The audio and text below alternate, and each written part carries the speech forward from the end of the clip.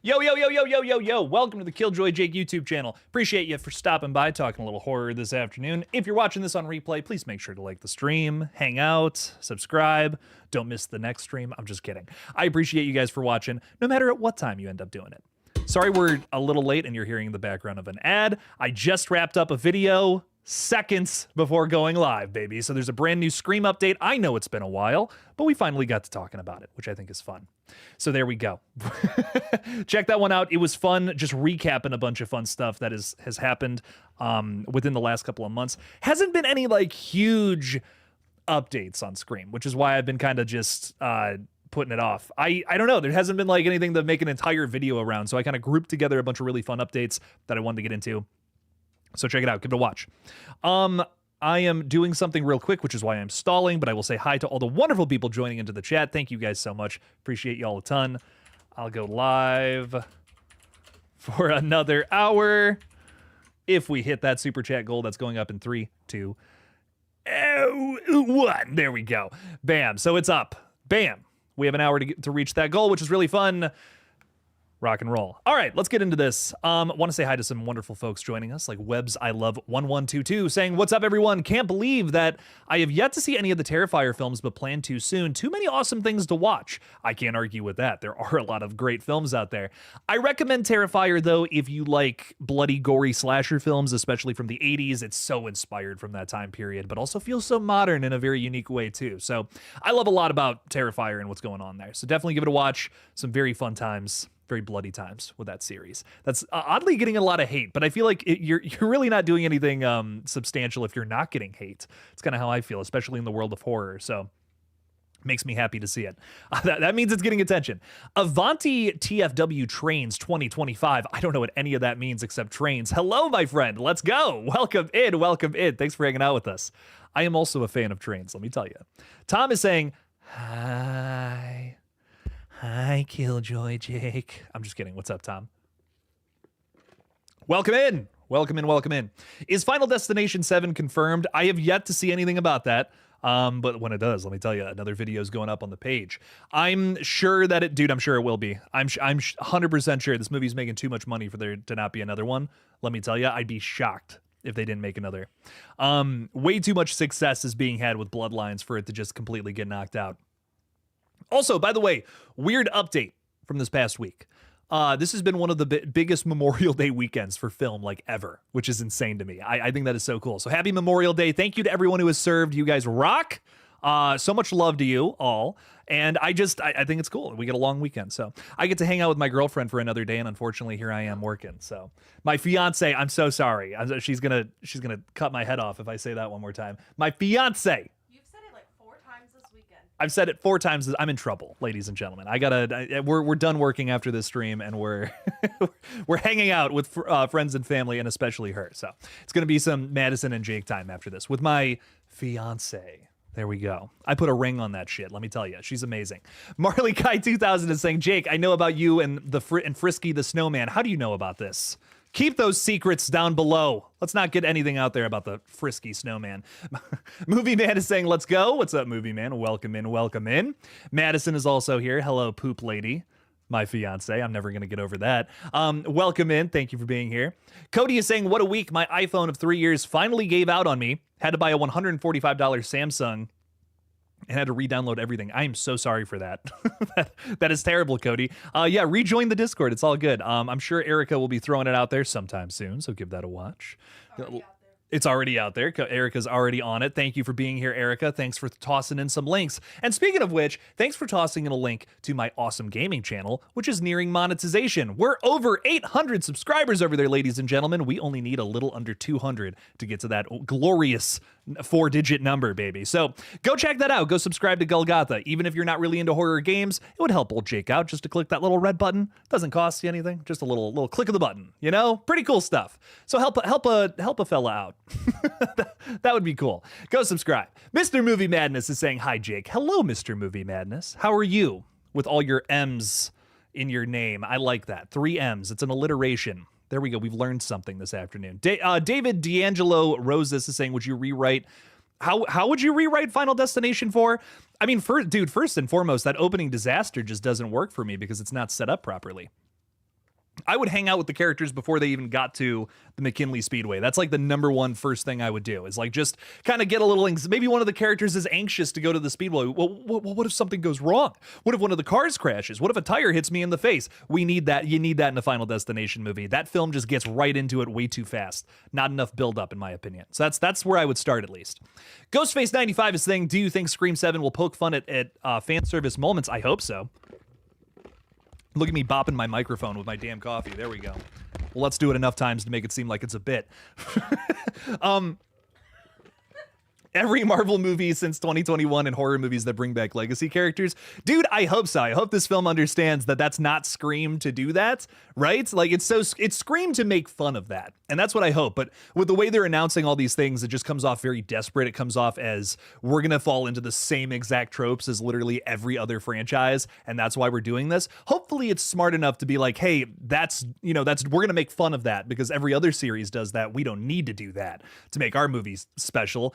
But it kind of seems like they're just doing that. You know what I mean? Like they've yet to give me a reason to. I haven't heard any of the cast members say something like, "Oh, we're making fun of that." You know what I mean? That's Scream. It's Scream to make fun of the fact that all these other series are doing that for attention, and it's a trend now. So we're gonna do the opposite. Scream is punk rock, baby. I don't want to see it become a normie. Scream ain't it. I went into another rant about that in today's video, and I know I sound like a broken record. I'm so sorry. What the fuck is this? Nonstop ads play while you... No. What? That's a new YouTube thing. Gross. I hate that. Did you see that? Yes. The fucking ads play while I'm... Oh, fuck that. Wow. Sorry, YouTube. Almost like Kick is better than YouTube. I don't know if you guys saw that or not, but now, like, they used to do a thing where, like, ads would, like, pop up sometimes and you could skip them immediately during live streams. Now, like, I keep going and then an ad will play over me. What? Oh, that's dumb. I'm sorry. I hate that. That's like, ugh. I gotta change that. I don't even care. I don't care if I lose ad revenue on that. That sucks. Fuck that. Sloth King Chase is saying, hey Jake, how's it going today? I'm fantastic, except for that stupid shit. Besides that, I'm so disgusted. I'm so disgusted with that crap. YouTube is trying to plug ads into everything, man. It's like, chill out. God. Can we just have a live stream and hang out? Like Jason Carpenter, who's at Applebee's again for half off appetizers. Can we do that, but online on the internet? And look at Real Knight reacts and saying, bro, I missed half of what you said because of the ad. Yeah, fuck that shit. I'm sorry. I'm so mad. I'm so mad, everybody. I don't mean to be swearing like a sailor here, but I'm upset. My platform's getting demantled by ads for shit. Carrie Grave Cinema is saying, hey, Jake. Hey, everyone. Just stopping in to say happy Memorial Day and hope everyone has horror movies and not friends. Well, Carrie, thank you for that wonderful sentiment. Happy Memorial Day. I hope you're spending it having some fun with your family. Maybe having a little cook-off or something. I don't know. Do whatever you want. Have fun. Cook out. Make food. Delicious stuff. Tasty, tasty. Thanks for being here, Carrie. Carrie's like an OG member of the page. She's been here since like before 1,000 subs, believe it or not. So Carrie's awesome. We love Carrie. Thanks for popping in. Appreciate you. I think I said hi. I said hi to you already, RJ. Or maybe I didn't. Hello, RJ Skarenki. Welcome in. Happy Memorial Day. Oh man, we're falling behind in the chat a little bit here. Let's catch up. Movie Man is joining the Ghostface here. Thank you so much. This week I'm going to have multiple videos for members. We're getting like all our members videos out this week. It's going to be a lot of fun. I have some reviews on movies that I know are not even in theaters at this point, but I want to get those reviews out. I have a lot to say about two big releases from this month that made me very upset, and I can't believe they even had theatrical release. It's crazy. It's crazy what's going to theaters. Some stuff, great. No complaints. Some stuff... Other stuff, I should say, what's going on there, man? Bro, I have some rants to go on this week, and that members will exclusively get to see, so check it out. Movie Man, thank you for joining Ghostface. Appreciate you a ton. Faith Dorn is also here saying, hey, Jake, hey, chat. Hope everyone is having a great Memorial Day. Same to you, Faith. Thanks for hanging out with us. Same with Glitchy Fox 21 saying, hi, hello. What's up, what's up? Tom is saying, what do you think about Joey King being cast as Sandra Bullock's daughter in Practical Magic 2? That's assuming I've seen the first Practical Magic, which I have not. I'm so sorry, Tom. I got nothing on that one. Barb has been a member for 19 months, though. We're speed running this. I'm so sorry, everybody. I want to say hi to everybody, and then we'll chill the fuck out. Barb is saying, Jake, weekend vibes. Am I right? Enjoy the extra day. It's Monday and it's still the weekend. I fucking love it, Barb. The best kind of weekends is when bleeds into the first day of the week. This is a Monday that even Garfield would like, and that makes me happy. Let's go. Let's go, Garfield. Fuck yeah. Save Robbie's given a big old heart. One big heart back to you, my friend. Thank you. Thanks for being here. So much love. Love. Erica's throwing 5 out there saying, remember to hit that like button. And if you can, send a super chat so Jake can hit his goal. Super chats of all size are accepted, by the way, for the goal. So even if you want to throw in 99 cents, rock on. Erica, thank you for the 5. Appreciate you a ton. We're already 1 out of 10 away to our goal. And we still got 50 minutes left on that bad boy. So Erica, thank you so much for sending that in. Appreciate you bunches. Thanks for being here. Marley Kai is saying Jake versus YouTube. It's going to be a fight today. It's going to be a bloody fight. In fact, I'm going to. It's crazy too, because when you select going live at this point, it says like, oh, how many ads do you want to show? And I'm just like, preferably none during the stream. But there's not even, there's like you can have low, which is what I have it set to, like a low amount, but there's no none, which I think is dumb. So please, YouTube, change that. Or maybe I'm too stupid to figure out how to just not have ads during the actual stream. I don't care if I lose money. Quality means more to me than making $2 more off of a live stream. You know what I mean? Like it's dumb, really dumb. Cody is saying 7 months. Hell yeah. Thanks for the 7 months, bro. Appreciate you. But been here longer. How's my girlfriend, Madison? You mean my fiance? Cody, don't make that dumb mistake. Who would make that mistake? Who would make that mistake? Come on now. Sorry you wanted to say that so you can get in trouble. Yeah, I see how it is. Hit the like button, folks. Well, at least Cody ended it with something positive. Appreciate that, Cody. Thank you for being a member for all this time. And I know you've been here longer, so it means a lot to me. Thanks for your support. Thanks for just hanging out in the streams. That does apparently that that supports the page too by watching unnecessary ads literally over the conversation. YouTube. Pshaw. Sorry, I'm so angry. I'm angry on this stream. We're 12 minutes into this, and my nutsack is already tense. David D'Angelo Rosas is saying, do you think that all of the characters from all the Final Destination movies are connected to the people from the Skyview Tower, which is, of course, the opening scene of Bloodlines? No. Honestly, I'm going to say no, because I think that the whole point of that was to say that this is just an isolated story that's been going on for generations past. Like, I almost feel like there's a lot of different reasons for doing Bloodlines the way that they did. Not only to kind of establish a backstory with William Bloodworth, that works a lot with his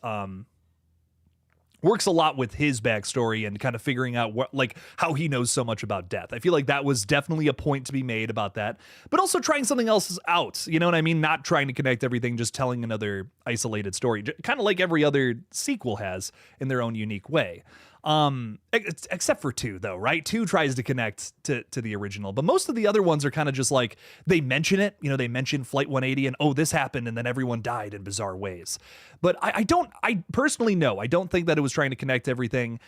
We actually saw that board, if you remember, that was connecting all the different families throughout time that were like taken out by death. And then it finally got to, our characters here. And if you remember, it was like 70s, 80s, 90s, and then some in the 2000s. And then there wasn't really any more than that, because I guess it was trying to say that death had moved on to the characters in the latest film, or in all of the films, I should say. So that was kind of my interpretation of that very little tiny detail in Bloodlines, where they show like all the different generations. It's like, here's all the things death was trying to catch up on throughout the 70s, 80s, and 90s moving into the 2000s. Because you'll notice there's no 2010s, which is like, to me, that was saying, oh, we saw all of that in the movies already. Here's what happened before that. That's kind of how I took it, at least. That's not really confirmation to say that it wasn't related to that, but that's kind of where my headcanon is. Again, if I was making that movie, what I would want the audience to think. That's what I think they were going for there, in that very tiny little detail of Final Destination Bloodlines. But again, what do I know? That's just speculation.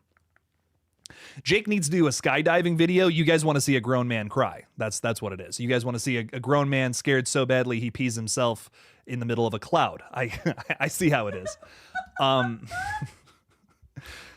I appreciate Madison for being my studio audience actually laughing, because I don't know if I'm actually being funny or if I'm just making really dumb jokes sometimes. The mental image that I have of you peeing while in the clouds is fucking hilarious. I appreciate. Thank you. I feel it's weird. I appreciate having a studio audience. I need more. I need to hire people to just hang out in the background of these streams and give me some genuine laughs, or not, or just not laugh when I say some stupid shit too. So I know not to make dumb jokes anymore. Anyways, let's get back to this. Movie Man is saying I never became a member to anyone ever until now. I'm literally just a fan. Movie Man, you're so kind. Thank you so much. I appreciate that a ton. Again, it really helps the page. Being a member is like the probably the best way to help out the page. So that really means a lot to me. Thank you so much. Really really helps the page like more than anything. So dude, again, thank you. ASMR Ty is saying, Jake, hear me out. I'll always hear you out, even with your wildest ideas. I'll always hear you out, Ty. Saying I have faith in Strangers Part 2. I don't care. I'm hyped for it later this year. Hell yeah, dog. No, listen, that makes me so happy. I'm going to come up here, get up on my pedestal that is this very silly channel, and I will say some bullshit about movies. And I listen, I know. I get comments from y'all saying, no, Jake, that's fucking stupid. And I'm like, that's fine. If you're excited for something, rock on. There's no better feeling than being excited for a horror film. And that's kind of why I do all this crazy shit. So that's, no, if you're excited, rock on, dude. Don't let my idiotic commentary sway you either way. I'm just going to say what's going on in this brain up here. And put it out online. But I'm very glad that you're excited for Strangers Part 2. And honestly, I'm rooting for it, dude. Like, genuinely, I hope it's good. I hope it fucking rocks. But I don't know if it will. You know, just where I'm sitting from the marketing that I've seen, that little teaser trailer that we got back at the top of the year, I just did not like the looks of it. I'm gonna be real. But the one thing I will say positively about it, ASMR Ty, is that I genuinely don't think it can get worse than Strangers Chapter 1. I really, like, that is bottom of the barrel for this franchise. You would have to be a creative, destructive, masochist genius to find a way to do something worse than Strangers Part 1, which was Strangers Chapter 1, which was genuinely one of my least favorite films I have ever paid money to see. So Part 2, it has to be better, right? Yeah, I mean, even Madison, who has never seen any of the other Strangers films, was like, what the fuck's going on in this one, right? I mean, did you like Strangers Chapter 1? Like, honest opinion here. I don't want to sway you either way. I feel like I do that sometimes. Yes, but that's solely because I haven't seen the other ones. Okay, now I'm remembering how the conversation went. You were like, well, this was a pretty cool scene, and I'm like, well, that is kind of just like a lesser version of this other scene in the other movie. And you were like, oh, yeah, I remember how this went. Yeah, I liked it because I didn't know that it was a copy and paste from the original, except different cast. See, maybe that's me having a nasty influence though on you though too. We got to watch the other ones because I want to get your take on those movies versus this one. I want to know. Coming out of the theater, I was like, it's a good movie. Okay, Madison liked it, so there we go. We got a 50-50 hanging out here, which is pretty cool. I like that. Like you said, now that I know it's a copy and paste from the old movie, that was my biggest issue with it. It's just a lot of the big scenes from this movie just kind of felt like it was just taking something from the other movie. Like, most of the big scenes are something from the other films, but just done, in my opinion, in a lesser light. The one big scene that was different though was when they were going through the basement or crawl space or whatever. Yeah, and she gets that nail through her hand. It was in the trailer too, and I was like, why was that spoiled for us? That was the best part of the whole movie, in my opinion. I thought that was awesome. As a remake? It was this is marketed as a. Was it marketed as like not a remake? It was more marketed so as like a prequel, like an origin story to The Strangers. But it redid. But then it redid a ton of the stuff from the other movies. Then so no, it's not a good movie. If it marketed itself as a remake, it would have been a good movie. Yeah, you did. Fair enough. What you said you were going to do, like Lilo Yeah. and Stitch. Lilo and Stitch. Yeah, Lilo and Stitch is a remake. It's the same live story. action Yeah. Remake. Yes. Yeah. Okay. I'm mad about the Lilo and Stitch movie not being an exact copy and paste remake. Now hit me with this. Did you like the new Lilo and Stitch? Speaking of which, I know this is a horror page, but this is important. It's a new movie. It's my favorite movie, so yes, I'm gonna love anything with Stitch in it, but I don't like how it's different. I don't like. You don't like the Bantu differences. isn't there. Yeah. They made Jumba, who in the movies and the shows for Lilo and Stitch is like known as the uncle figure to Lilo. Right. He's the Right. main villain now. Yeah. Spoiler if you haven't seen it. Yeah. I guess they kind of. There was a big announcement that they did that differently though, but Yeah, there's no Gantu. Cobra Bubbles and Jumba are the villains, which they end up being like family in the original like series. You were not expecting Lilo and Stitch lore on this stream, were you? No, you were not. Let's go, baby. But I agree. I like in terms of a remake, like you do have to find ways to make like give me a reason to come to the theater and do it differently. But I don't like the differences in the Lilo and Stitch live action remake. You know what I mean? Yeah. Like I definitely prefer the original movie. It's a remake. The Lion King one. Loved it. It is a copy and paste, but make it live action. Loved it. Perfect. Amazing. Little Mermaid. Copy and paste. Why did they change it up for Lilo and Stitch? Why is every other movie a copy and paste? But Lilo and Stitch. Yeah. Okay. I mean, that's fair. No, that's fair. That's fair enough. I mean, I still liked it because it's Lilo and Stitch. Hey, Stitch was cute as fuck. Okay, we got to say that. Even though half the time he looked That was great. like he was an animatronic. He wasn't. He had the I liked goofy that he was an head. animatronic. Okay, let's get back to this because I'm missing some super chats. I'm so sorry.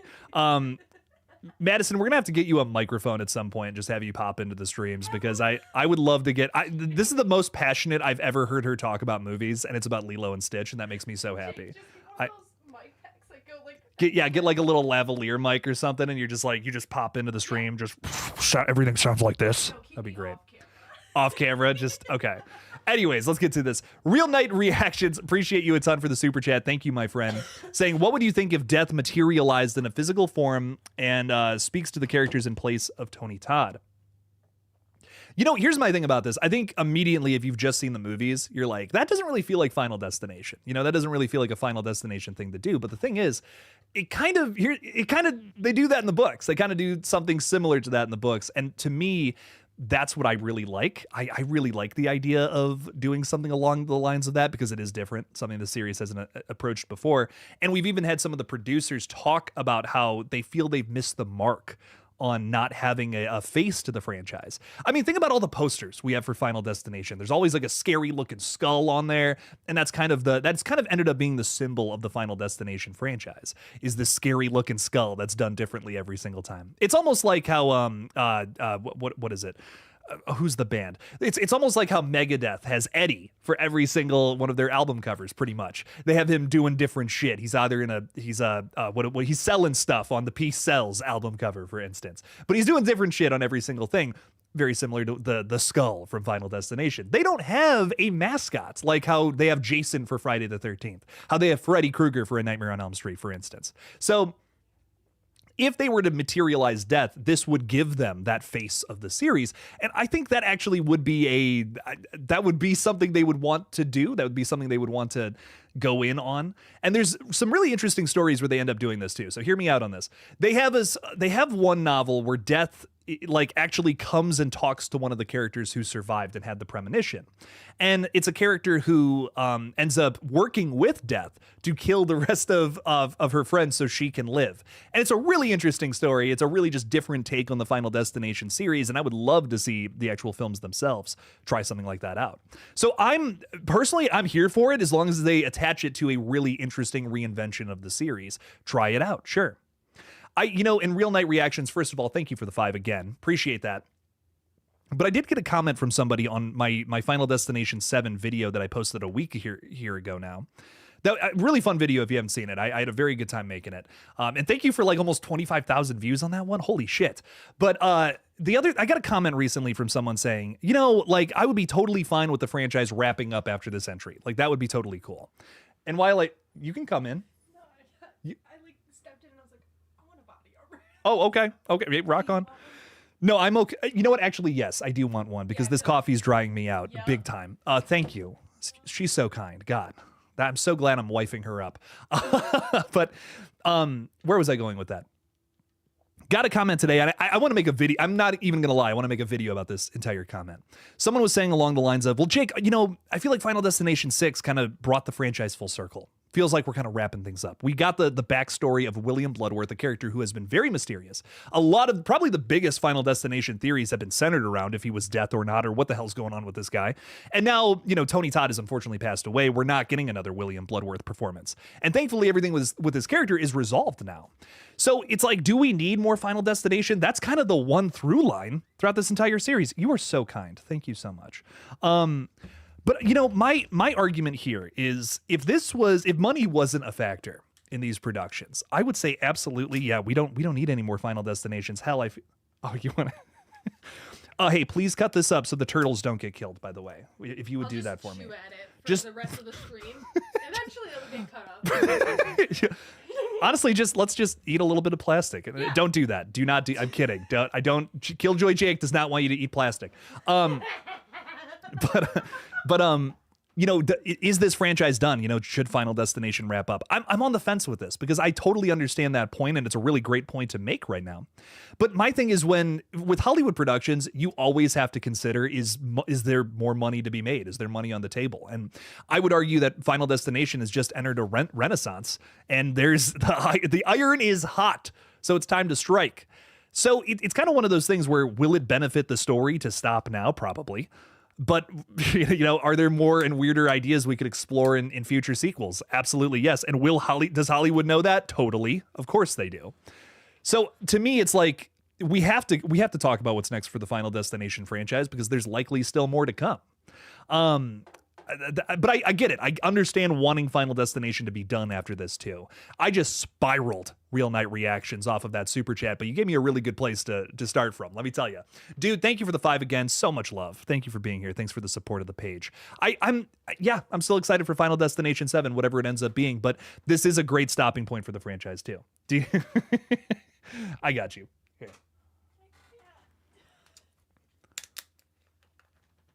There. Hey, Nod 23 Hill Jr. is also throwing a 5 in there saying, hello all. Hello, Nod 23 Hill Jr. How is Nod 23 Hill Sir doing? Let me ask that. Dude, thank you for the 5. Thanks for supporting the page. I really appreciate you a bunch. Hayden Herbert's also here saying, do you think Denny Villeneuve, I believe that's how you pronounce it. I probably butchered it. That is one of the weirdest names to pronounce, one of the craziest directors out there. Could he make Avatar 6 and 7? He has already handled these big types of movies. It took me a while to really love the Dune films, but after I saw 2, I got it. It clicked in my brain. I was like, I get the love for these now. The first one I just was not crazy about, but after that one, I was like, okay. This is very masterful. I'll tell you what. I don't like the way he writes dialogue, and I've been very, very open about that. He's even admitted in an interview, he's like, I don't like writing dialogue. And no offense to the guy, but it shows in his movies. He does write some really creative and crazy shit, though, that I totally understand why he's such a big name. But some of it, the dialogue in his movies is so jarring. It's like, actually, it's hard to get through sometimes. But besides that, I really do love a lot of his movies. And I really love Dune too. I could see him doing an Avatar flick because of what you're talking about there. He's great at doing like these big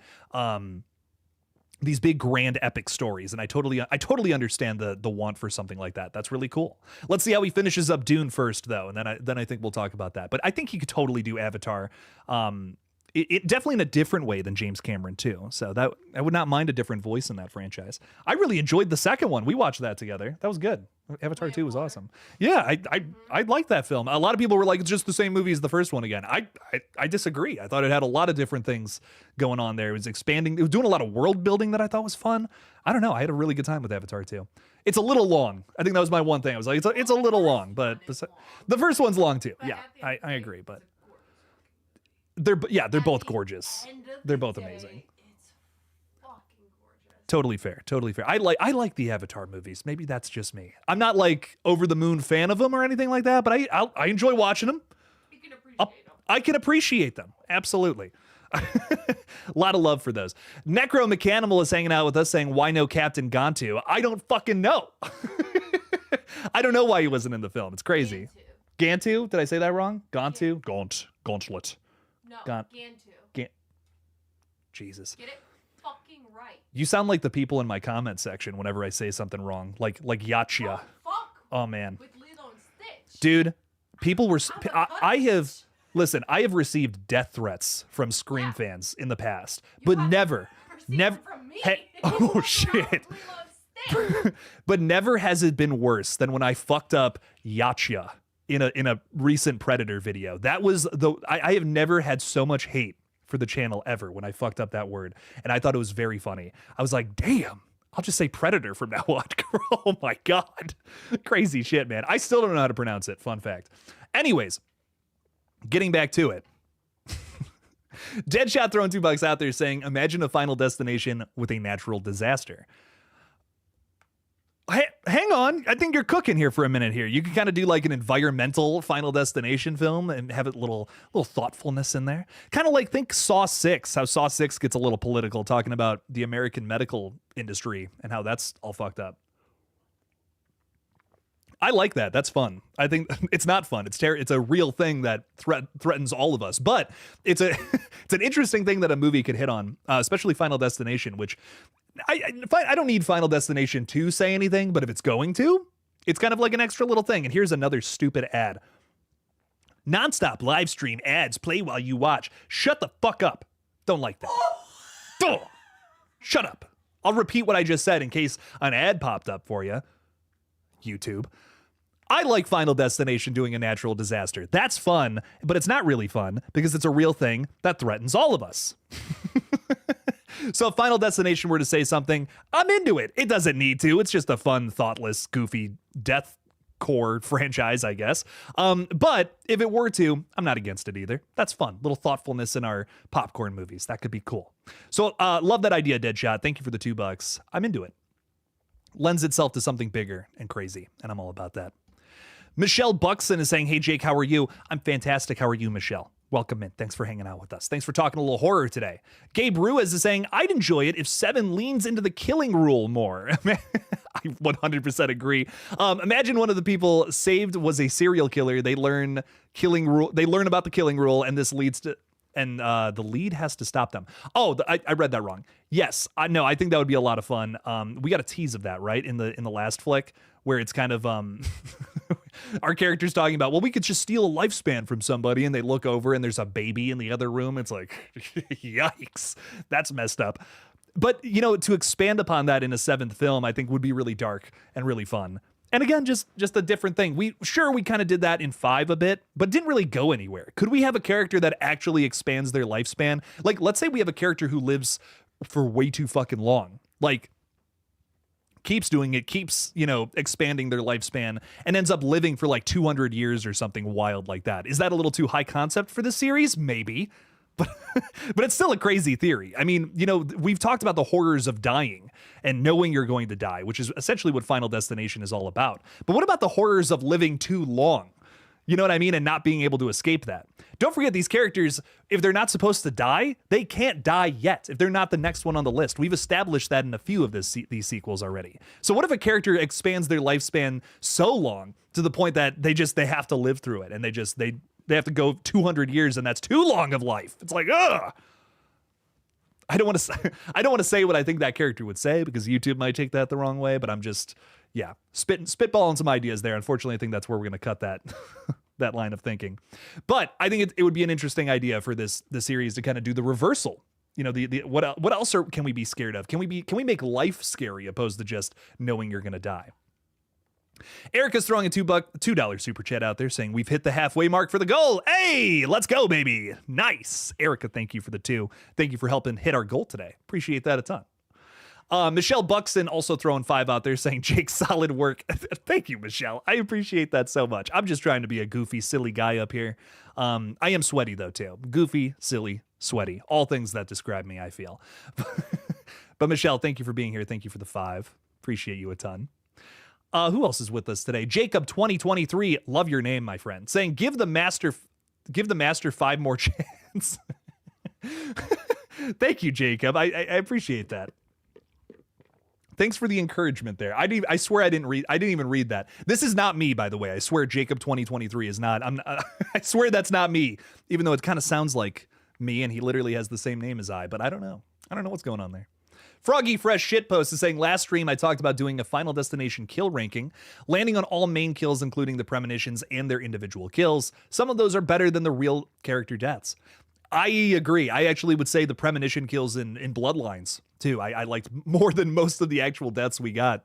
Not to say that they were bad. Everything in the MRI machine room was awesome. But the premonition deaths, I feel like, are the highlight of the film. So I don't know. Really great stuff there. We're also getting another super chat from Nod23 Hill Jr. Thank you so much, my friend. Thank you for the 5. Saying, have you seen Unspeakable with Eddie Furlong? It's well Unspeakable. Wait, I've read about this movie. I have not watched it. Yes.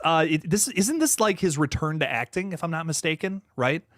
I might be talking out of my ass here, but I remember reading about this and hearing that it wasn't so great, which is such a shame, man. I mean, this kid could have had a great career, and well, we know. I think some of us know what happened to him, unfortunately. But I would give it a shot. I'd watch it. I'd check it out. But it doesn't sound like you liked it very much, which is unfortunate.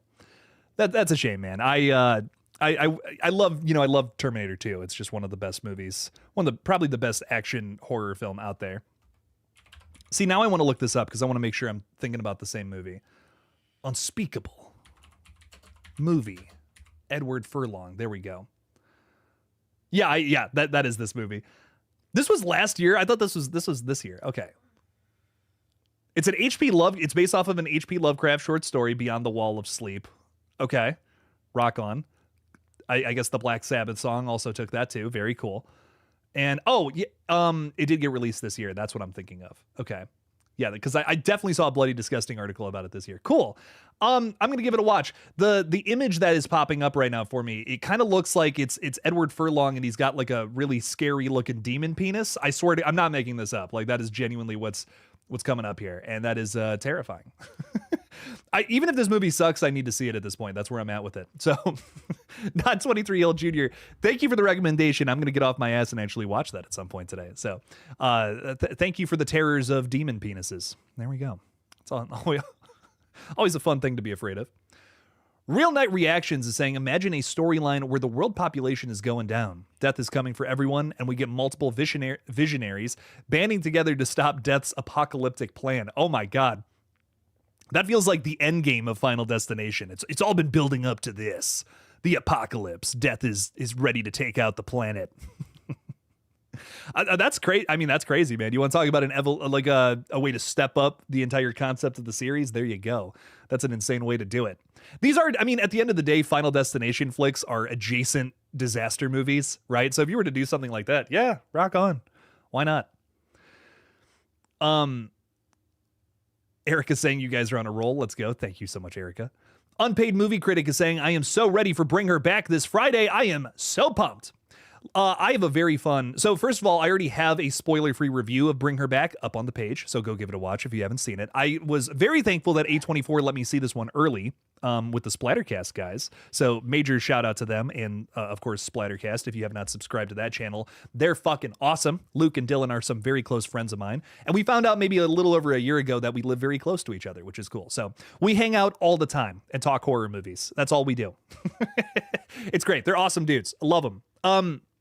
But I have another Bring Her Back video coming out this Friday, and it's going to be spoilers, and we're doing something different on the page this week, which I'm going to commit to this now, and I might regret it because of how tough this schedule is going to be to maintain. But I want to bring back the versus videos on this channel. But I think I know why they failed last time, and I think I'm going to try something out. So we're gonna do Talk to Me versus Bring Her Back. Which film wins out from the Filippo brothers, or Filippo? I think it's Filippo brothers. And I'm really excited about that. So go check out Bring Her Back, then check out that kind of spoiler review with a bit of a gimmick. Let's be honest. This Friday. So really fun video coming out at the end of this week. Can't wait for that one.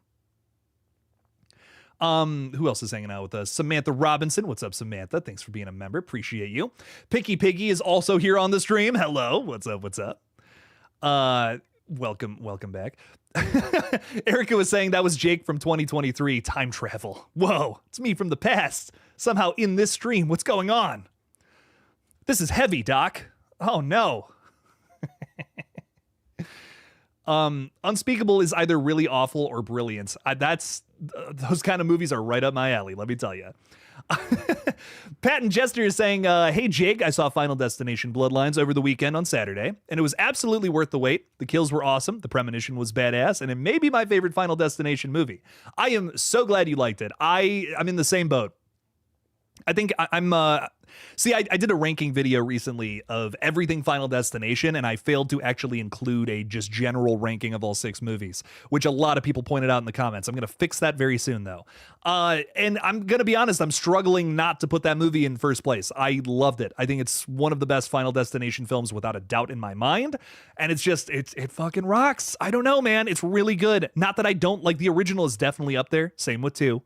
Man, same, maybe even with 3 and 5 too. They're all really fun movies. Besides the 4th one, let's make this very clear: the 4th one sucks. But the rest of them, I think there's an argument where everyone could have those in the top spot. But man, Bloodlines, it's another good one. It's another banger, and it just, to me, it has the best characters. This is a film that did not have to rely on having an asshole that we all like are just excited to see die at some point. It's literally the only film in the franchise that doesn't do this, and it just scores some major points for me in that department, on top of also hitting the rest of the franchise staples really well. So I love Bloodlines, man. It's a great film, and Pat and Jester, I'm really glad that you enjoyed it. Joey Bagby also hanging out with us saying, I know this isn't a question about horror, but I'm so curious. Did anyone miss the 2000s or 2010s? Every single day, my friend. I am so nostalgic for both of those eras as I lived through them, kind of. I was a child through most of the 2000s, but still lived through them. And oh my God, Madison and I find ourselves watching nostalgic commercials from the 2000s all the time. Just like how I spilled my water on the ground just now. That's so cool. No, you did. Jacob I did. Tyler. That is the second time I've done this weekend, which I think is so funny. Jacob, there's cords. There's literal cords. It's okay. Did I get all those clothes wet? I totally did. My room is a disaster, ladies and gentlemen, just so you know. Mine. I'm so sorry. I will clean that up after the stream. Don't even do it. I'm gonna do it. No, it's soaking wet. It's the bad. Whole entire thing of It is a disaster. It's a shit show. I'm so sorry. You're not allowed to have water anymore. I'm not allowed to have water. I'm gonna have to just die of dehydration. Why don't you use that big thing, Jacob, that you literally bought? I do have a gigantic water bottle that it's way more convenient to just have a glass. No, not when you're cleaning it up every day. That's a good point. You're spilling it. I swear. Still had a sip left though. Caught it with a sip. That was a full glass of water. I am so sorry. Okay, let's get back to it. Anyways, Real Night Reactions, thank you for another $2 super chat. Saying, just want to say love you, man. Hope to be where you are. Thank you so much. Well, first of all, I appreciate that. And if you're trying to do a little, trying to do some YouTube, if that's what you mean, if you're just saying just happiness in general, it's always there. It's always there. It's always there to find in every single day. I mean that so seriously. It's not happiness is not a thing that just comes one day. It's just you got to find it in every single moment, every single day, all the people around you. And I can't stress that enough. I think it's so important to always be looking for that in every moment of the day. So just like spilling water on the floor, you have to find the happiness. You have to find the silver lining. You have to not threaten to beat the crap out of your partner, like how you are right now. It's gonna sound like this. Boom! Just right on the head. That's hilarious. I can't. That's heavy, right? Here, take out. Oh, hang on. Yeah. No. Let's get it in the thing. Take off one of your things as well, so you can. I'm hearing. That's what it's gonna sound like when I bonk you upside the head. My poor noggin. I feel so bad. Yikes. Okay. I swear to God. I love you. Please don't hurt me. I'm a man child. Everyone knows that though. That's what I do all weekend. Anyways, Movie Man throwing $2 out there. Thank you, man of movies, man of multiple films, perhaps. I know what you did last summer has got to step that promo game up. Final Destination 6 cooked, dude, for real. No, seriously though, because they're releasing a bunch of really cool photos, which is sick as fuck. About Final I mean, I know what you did last summer, but Final Destination 6 had a really good marketing campaign, which I think is another reason for its success. Listen, it's a super popular franchise that has been dead in the water since 2011, and not for really any specific reason. You know what I mean? It's not like, oh, like Final Destination 5 bombed or something. No, Final Destination 5 did really well at the box office, man. They just kind of were like, we're good. We're good for a little while. We left the series in a good place with a prequel that kind of was very well received. And I also was reading about it. I think it was Craig Perry who said this, if I'm not mistaken, one of the big producers of the franchise. He said something along the lines of, Final Destination 4 sucked. Like, we did not like it, but it made a ton of money. It was supposed to be the final one. It's called The Final Destination. But then they're like, you know what? We got to end this on a high note. I'm paraphrasing, obviously, but they come back with 5, and it was very well received. It had a great twist ending. I love it. For the longest time, I was calling it my favorite of the franchise. And if you guys watch my, ranking everything in the Final Destination series, besides the 6 films themselves, I called Final Destination 5 my favorite film for kills in this entire series. I really love the ideas presented in that one, and that's the 5th entry, baby. So I don't know, man. There's a lot to love about Final Destination, this entire franchise. I really do hope we get more for that reason. I know what you did last summer. It's a franchise that it really needs to find a reason to exist. It's not that I don't like I Know What You Did Last Summer. I really do. It's a fun movie. And I've said this before, but Sarah Michelle Gellar's chase scene in the first movie is probably my favorite Kevin Williamson chase scene ever. I mean, oh my God, it is. It's really well set up because of the characters. It's well structured. I think it has an insane ending that is one of the most tragic from Kevin ever. I love it. It's great. I don't know. It's a 10 out of 10 sequence, but it's just such a standalone movie. Unlike Scream, it lends itself to so many. I mean, you could make a Scream film every 5 years if you really wanted to, and just have a new thing to comment on in the space of horror. I Know What You Did Last Summer. It's an isolated event. You know what I mean? It's such an isolated one movie thing, and stretching that out across multiple movies, it's tough to do.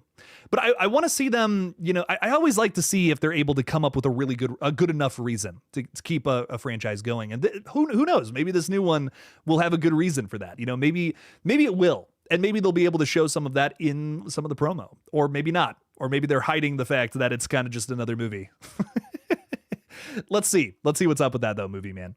I guess that does lends itself to the biggest point here, is that usually a movie has a really good marketing campaign when the studio has a lot of faith in it. They market the shit out of it. They're like, check this out. There's some really cool shit going on here. Come watch it in the theater. It's going to make a lot of money. So we'll see. We'll see what's up. I feel like, you can't judge a movie based off of its marketing campaign, but you can definitely tell based on the attitude of how a film gets marketed, how the studio feels about it, which gives you some early indicators of where this one is going, right? Why do you think I'm so worried about Scream 7? They're desperately announcing literally everything about the film before production even wrapped. That's why I'm so scared, man. I'm like, the studio is getting worried here.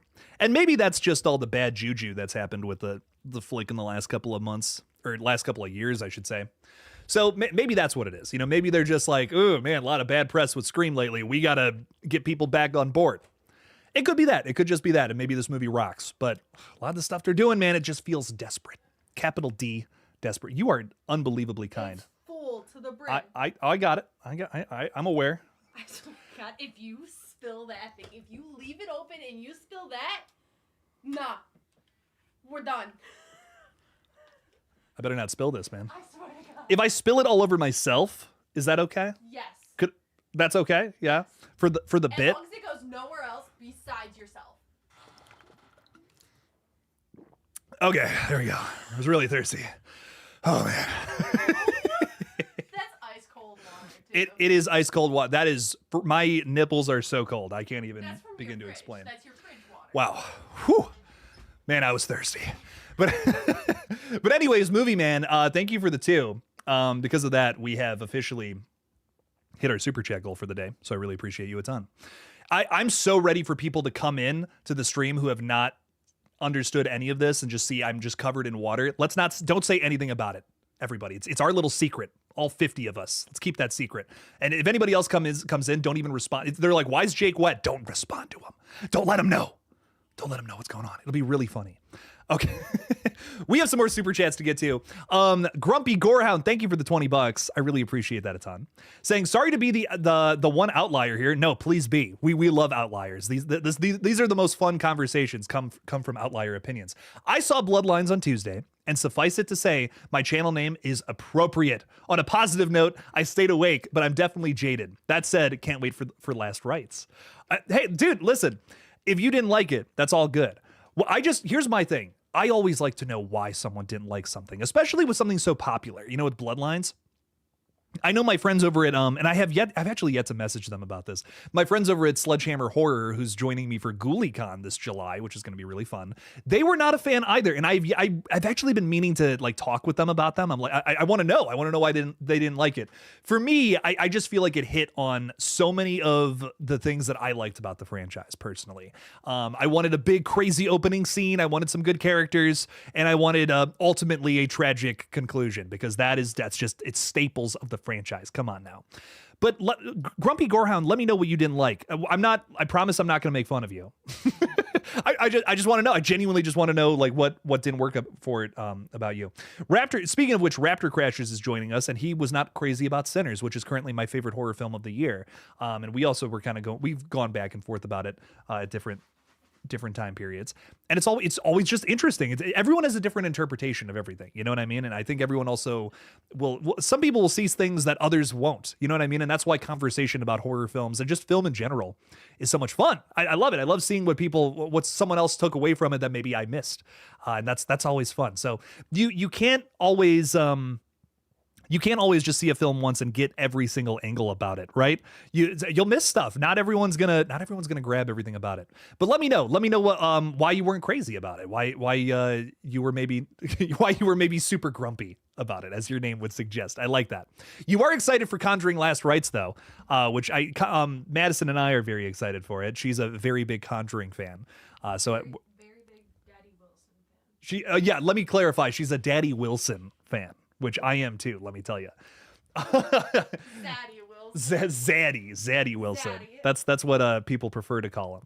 But but we're both really hoping for a hit in that franchise. It's been a while since we were really impressed by a Conjuring flick, so I'm really hoping this one can take home the gold potentially.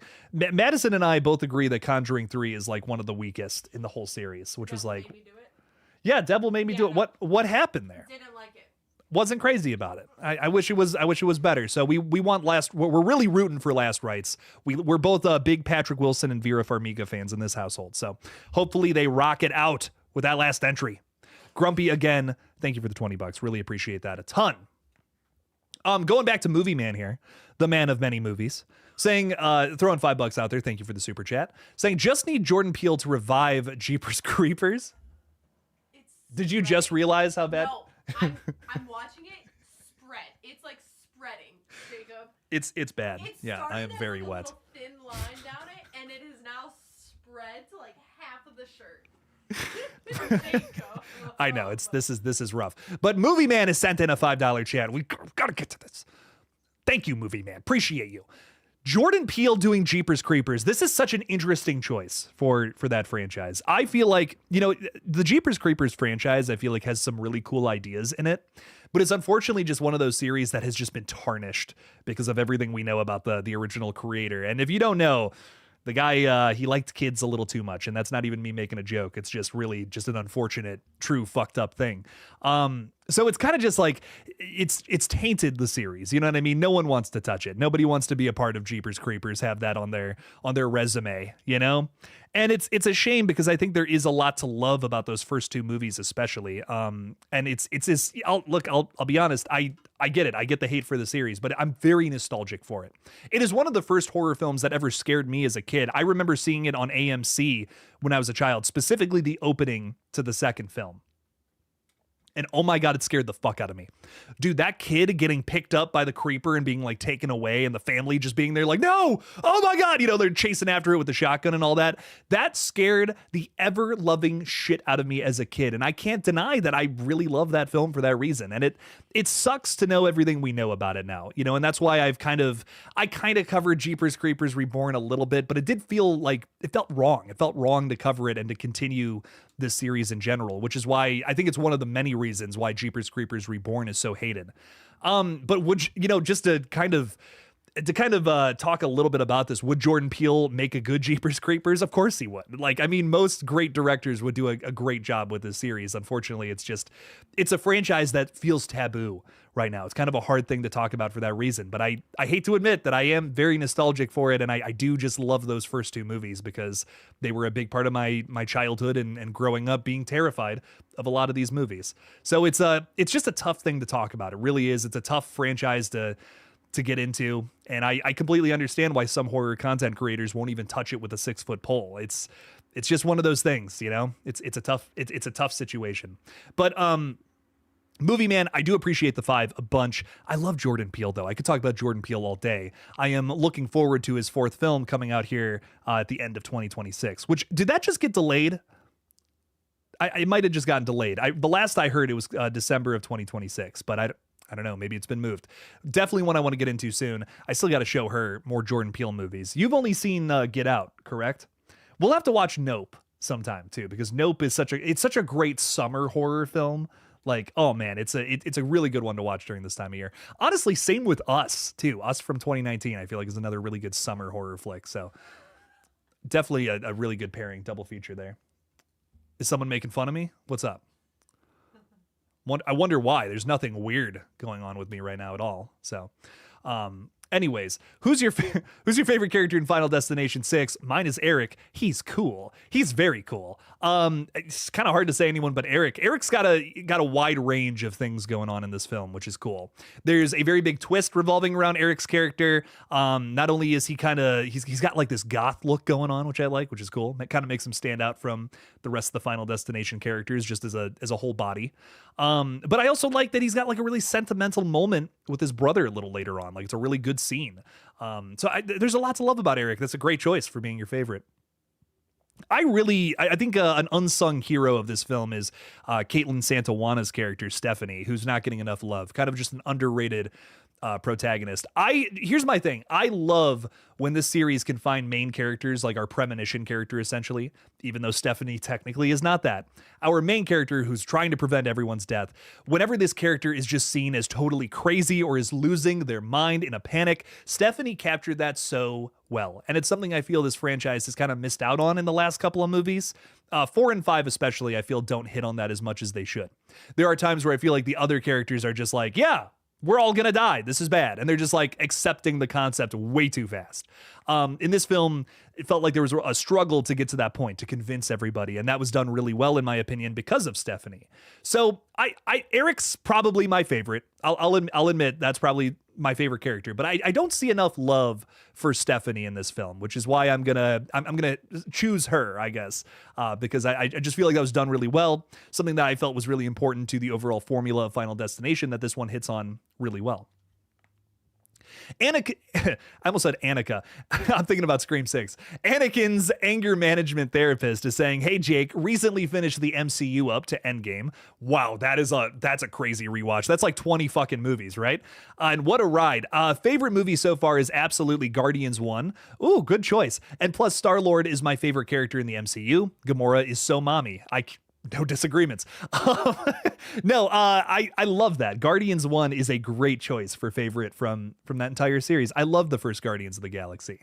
That whole trilogy, I feel like, is done very well. Maybe my favorite trilogy in all of the MCU so far, I gotta be honest. I love all 3 of those movies to death. They're all done very well, in my opinion. And I feel like in almost every trilogy in the MCU or continuation of movies, there's a weak link. You know what I mean? I feel like every single one has a weak link. And I know Madison is giving me the side eye right now because Captain America, also very good, but that's literally it's not a trilogy though. That's what I was going to say. Brave New World is kind of rough though. Brave New World's kind of yikes. When you look at the other 3, yeah, compared to the other 3, yes, but it's still a good movie. It's still a good movie. It totally loses me at a certain point, though. That's my thing about it. I think I really liked that it was calling back to Winter Soldier a lot, like the vibes and tones of it. It is literally ruined by that last scene between the new Captain America, Sam Wilson. I couldn't think of his name. It's literally, the whole film is ruined to me because you have this scene with Sam Wilson and the president, and he's just like, well, it's just I'm not going to get into it, but it's a very tone deaf scene for what that film was trying to say, and it kind of just ruins the commentary in general, in my opinion. You know what I mean? Like, I'm not going to get into it here, but it's the whole scene kind of. I don't remember the scene. I won't go on too much more about that. But I agree. Guardians, that whole trilogy, it rocks. It's a lot of fun. Mine is Captain America. Yours is Captain America. I can't argue with that. Captain America is a lot of fun. Between Captain America and Iron Man. And I will say this about the MCU. The first Captain America, wildly overhated. I don't understand why that film is so... Hated? Yes. Oh my God, yes. Wow. The What? first Captain America, people are like, oh, easily the worst from the original couple of movies. I'm like, you're wrong. What? Thor is the worst, by far. The first Thor movie is unwatchable nowadays, dude. Oh my God, it's so bad. Thor as a character, Ugh. I hate him. So horrible. Like... The first Thor movie is unwatchable, dude. But the first Captain America, it has one of the best villains in the entire MCU, Red Skull. Red Skull is And he's great. In the What? whole entire MCU. He's Yes. in Endgame. Is that the same character, actually? I don't know Yes, about that. it is There's a him character that looks like... protecting the Soul Stone. Okay, maybe it is. But I love... Sorry, this is a horror channel. I forgot. where he went. But... But man, that first Captain America, it rocks so hard. I love it. Winter Soldier is better, and there's an argument to say that the third one is even the best, but the first one does not get enough love, in my opinion. Grumpy Gorehound is going on a tear here. I appreciate it. Grumpy, thanks for the 20. Reasons why I didn't like Bloodlines. Let's get through this. I'm excited. The elaborate setup for the tattoo artist's supposed death. I actually agree with this. Only to have it revealed later that he wasn't part of the family tree death, was targeting and then to die for real later on. So essentially what you're saying, yeah, you didn't like that we had a big sequence with this character who was never even a part of the timeline until later on when he interfered with death. I 100% agree. But here's my thing about it, Grumpy. And this is not a fair reason to like this, but I have to admit, it is something that was going through my brain while I was watching the film the first time. I was thinking exactly what you were thinking, but what was also going through my brain is I was thinking to myself, they put this scene in here so that they could market the film with this. And then we didn't have a death spoiled. So it's one of those like things where I'm like, I kind of liked that they shot this sequence so that they could market the movie with it. And then that's not even a death. That's not even spoiling anything. But then the rest of the marketing campaign kind of spoils the other cool deaths. Like they had that whole Collider article where it was like basically detailing the entire MRI sequence, which is like, dude, that's the best part of the whole movie. Like, are you kidding me? The fact that we knew that beforehand kind of sucked. But I appreciate that the filmmakers tried to throw us off with that scene. I appreciate the attempt, but I completely understand and recognize that criticism. That is a very valid critique of the film, because it's like, what the fuck? Why, that doesn't even make any sense in the context of the film. But I get the motivation behind it. So can't argue with that. Very good point. Number 2, with another super chat. Holy crap, you're awesome. Saying, the cabin in the woods. You're trying to avoid death and you set up 1,000 different ways to die for death to kill you. There is a lot of spiky things around that little area. You also got to wonder, was Grandma Iris just like avoiding death that entire time? Dude, if you were that stressed out at all hours of the day, you would not sleep and your hair would be completely plucked out because it would just fall out. You'd be so stressed out the whole time. That'd be crazy. Yeah, you got to see this movie. It's crazy. Grumpy, again, another valid criticism. The only reason I forgave the film for this one was because of the more cartoonish tone. This one is definitely more Looney Tunes than the other flicks. And I feel like it works for me because this is such a silly franchise to begin with. I can vibe with it. If we had a Scream film, for instance, with that kind of tone, it would be too much. It wouldn't work. But it's Final Destination at the end of the day. This is a franchise meant for disastrous, over-the-top kills that you can't do in other series. You know what I mean? I feel like that's kind of one of the big goals of this franchise. So if they want to get a little goofier with the tone, I can vibe with it. If you can't, though, again, very valid criticism. So far, you're 2 for 2, my friend. Grumpy Gorehound, number 3, though, finally at the third one. The doc at the end telling the main protagonist didn't really die made me roll my eyes. Fair enough. My thing about it, again, I was going into this movie so worried that they weren't going to do a disastrous ending, because every single requel or modern continuation is trying to make more movies. It is, listen, The First Omen is a movie that is beloved across the horror community, and I am majorly in the outlier here. I did not like this film. In my opinion, in my humble opinion, the first Omen sacrifices its entire third act to try to set up more story in a franchise that did not need a continuation in the first place. Is it super artsy? Is the cinematography amazing? Yes. Is the main performance from Nell Tiger-Free in the lead role fantastic? Absolutely. Are there some genuinely great kill sequences? Maybe better than anything else that the Omen has to offer? Yeah. But did the third act sacrifice the entire fucking story to build a new prequel trilogy, I guess? Yes. And that's what ruins the whole damn thing for me. This film did not do that. Final Destination Bloodlines made a point to kill its main characters, even though they're definitely, well, I guess in my opinion, the most likable across the entire franchise. And is it a little eye roll? Yeah, does it have an eye roll feel to it? I can't argue with that, Grumpy Gorehound. You're right. Yeah, it's a little like, it's a little forced. Hell, it's even kind of the same climax of Final Destination 2, which at first I was kind of had a problem with. But you know what? Every single requel in comparison would not do something like this. So that's why I give Bloodlines the benefit of the doubt in that department. It's like, dude, you killed characters that could have hung out with us across 3 different movies. And Final Destination 6 didn't do that. They're like, no, this is Final Destination. We're killing the damn characters. That's what we do in this series. It's a staple of Final Destination, baby. Tragedy. So to me, I'll take it. I'll take it all day.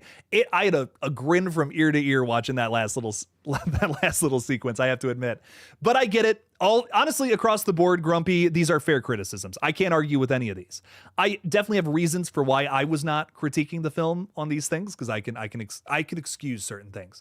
But you have some really good points here, and I can't argue with that at all. So if you weren't crazy about the film, if these were things that bugged you, totally fair. I can see the fun in a more cartoonish Final Destination, though, which is why this one worked for me. And there was some grounded moments with the characters too, which again smoothed over the cartoonish feel. If it was just all cartoonish and basically the Child's Play show, the Chucky TV series, this would not work for me. But they had very human, grounded moments aside from the more cartoonish deaths and moments that you're talking about here. So I get it. Fair critiques, but ultimately I still really liked the film a bunch. But I respect it, Grumpy Gorehound. Thank you for the super chats, and thank you for the valid criticisms. Something that bugs the hell out of me, and I'm always bitching to Madison about this, is I hate when people are just like, I hated the movie. I didn't like it. And I hate that, because it's like, dude, if you disagree with me, hit me with a counter argument. Like, I love this about Grumpy Gorehound. You had some really good points. Those are all 3 across the board solid points to not like this movie. I just have reasons for why I didn't mind these things, which is totally fine. But solid criticisms across the board. If you didn't like it for that reason, totally fair. I get it. But solid argument that you stated very well, in my opinion. Billy Boy is saying, how does he have this much money, bro? Grumpy Gorehound, I do appreciate you supporting the page. Where is it? There it is. What did Grumpy say? That's what we're about to be. I'm a dink, dual income, no kids. Yeah, that's what we're about to be. We're about to be dinks. I totally understand dual that. income with no kids. That's very funny. That is I think you have to live a portion of your life doing a little bit of that. You know what I mean? Like you gotta have that set up. But no, Brock on, respect, man. That's really funny. Raptor Crashes is saying Grumpy is the greatest hero of our time. Truly. I honor you, my friend. Thank you. Oh my God. Picky Piggy is saying my only problem with Final Destination 6 was how early Iris died in the film. You would have liked to see more of Iris. That's fair.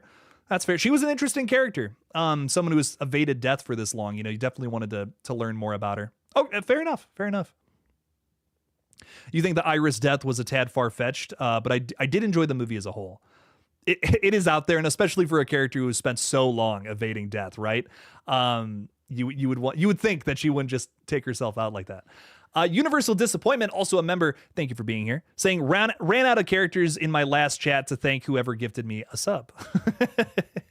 I don't remember who it was, but thank you for being here, Universal Disappointment, and whoever did that, thank you. Thank you for the memberships. Thank you for the gifting. Appreciate that.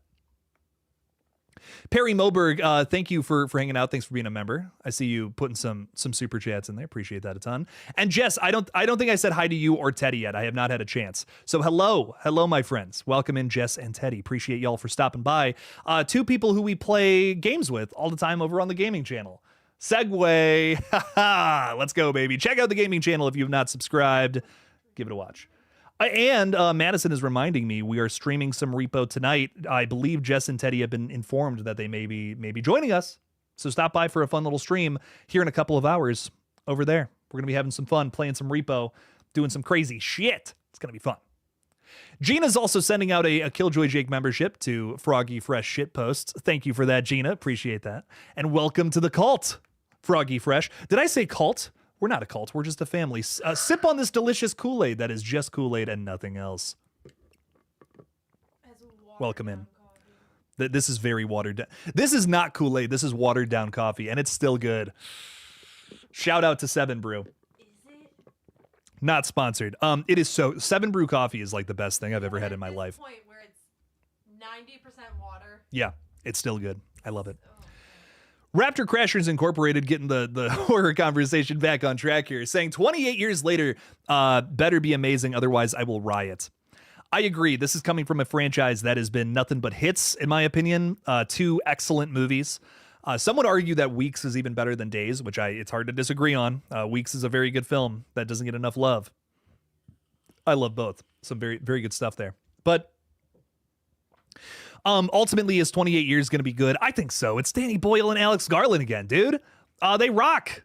They're very, very good stuff. I love them reteaming to make another film in this franchise. And I guess they're retconning Weeks. I guess they're retconning a lot of that, which I'm not opposed to.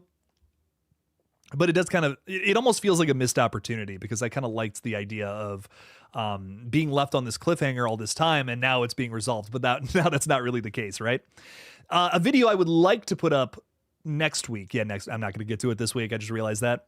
But big video I want to get to next week is just one big 28 years later video talking about everything that's been put out about it.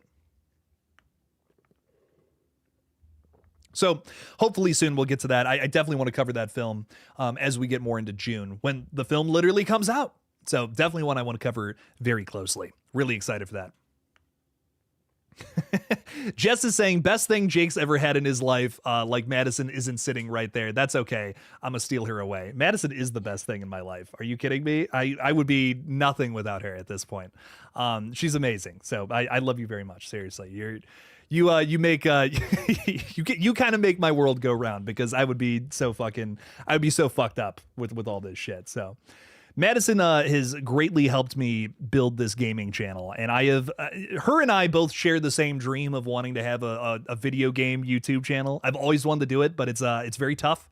It's a lot of following trends and figuring out what's going on and all this shit. And we've both worked very hard on this channel. And in a way, I feel like the gaming channel I have this love for that I don't even have here. You know, I love horror movies. I love building this page up a bit. But man, I've had so much fun building that channel with you. Seriously. It's our child. Yeah, it really is. So I greatly appreciate your help with that. And it is meant a lot to me. And one more sappy thing, and I promise I'll shut the fuck up, is I truly, you know, Madison and I had been dating for a while at this point, but when we shot Chicken Man, I remember that this is when I've been in love with you for a very long time, but it was during the events of Chicken Man that I knew she was the one. We were 2 weeks out from shooting, and the last big thing that had to be done was I had to get a bunch of prosthetics done for the film. And you were about to use scar wax. And I was about to do it in a very stupid way. And Madison was like, "No, we're doing it this way, and we're getting it done in 2 weeks." And I'm like, "I don't think we can do that." And she's like, "We could do it. I'm telling you." And she did it, not me. She did it, and she made it amazing. And I would have fucked up the production without her. So between that and cleaning up fake glass off of my kitchen floor, along with blood at 5 o'clock in the morning, I knew she was the one. So the fact that she would do that for me was amazing. So I love Madison to death. She's amazing. So I'll shut the fuck up about it, though. Anyways, Khalifa is saying, is Scream 8 filming this August? No. Probably not. We're in the Scream 7 era right now, but Scream 8 is still, you know, it's in the works. Apparently, it's rumored to be probably getting going once Scream 7 is kind of over and done with. I'm thinking about what happened with Scream 5 to Scream 6. I feel like it's going to be the same scenario with Scream 7 and Scream 8. We're going to do like this duology of like one big story in the franchise, which I'm not against that. I think that would be a lot of fun. What I think is going to happen is that once Scream 7 comes out, we're going to start getting a bunch of news about Scream 8 going into production. I feel like they're already working on a script right now. That's probably what the writers are doing right now. While the post-production is still underway. So I said this in my video today, and I realized I'm coming to regret it. I feel like there's definitely a rough cut of the film right now. They're already doing the score for the film, which makes me think they're in a late stage of post-production. They're just wrapping the film up now. That was so loud. Yeah, that burp was amazing. Dear God. You can hear it clear as day. This is a very good microphone. Unfortunately. No, it picks up everything in this room. Literally, if I was in the back corner of this room, you could still hear me talking. You thought you could hide a burp. Come on now. No, but Scream 8 likely won't go into production until sometime next year, but rumor has it it's already in the in the works. Ghostface is asking, did a frog just croak? What was that noise? The hell was that? Another reason I'm deeply in love with Madison is she can burp unlike any other woman I have ever been with. So she can out-burp any of my exes, without a doubt. Truly a reason I am just so deeply in love with her. God. She can... No! I'm not going to say that. Oh, my God. Austin is saying, how do you feel about the animated Predators show coming? It's a movie, Austin. It's a whole animated movie, kind of an anthology movie, an animated anthology movie.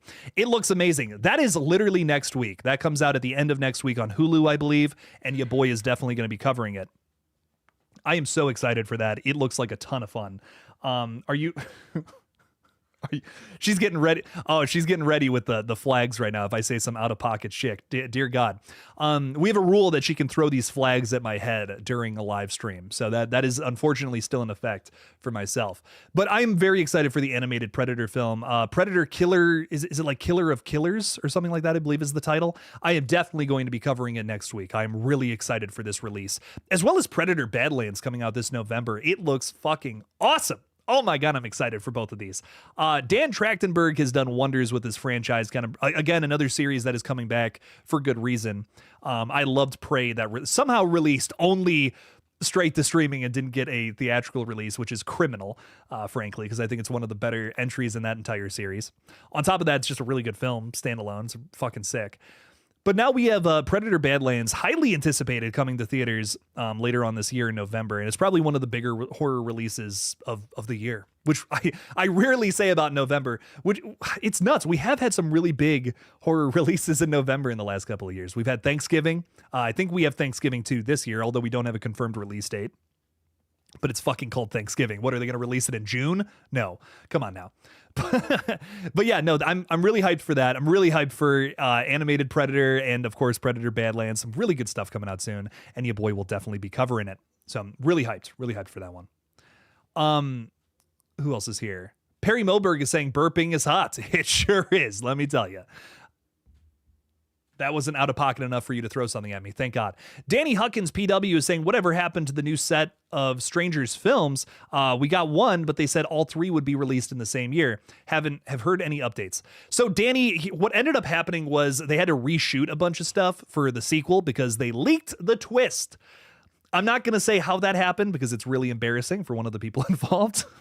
But it was just a crazy, weird sophomoric mistake, I will call it, but it's a shame. I covered it lightly because, again, I just feel bad for the person in question. It was an honest mistake for a unfortunately ill-fated trilogy of films, but they did a bunch of reshoots, and the new version of the sequel is coming out later on this year in October.